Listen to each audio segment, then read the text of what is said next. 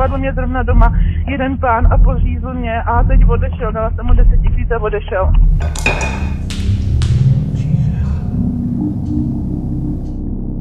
Koukli jsme se do předpisu, jak to policie dělá a řekli jsme, Ježíšmarja, jak to pro Boha děláte? Je tady nebezpečí, že jsou zavíraný nevinný lidi. Celý civilizovaný svět vůbec nepřipouští pachovou identifikaci osob v řízení před soudem.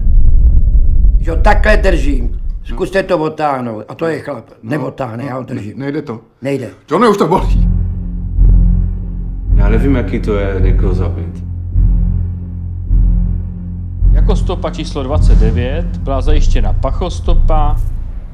Máte pachovou stopu, to znamená, pro nás tam byl.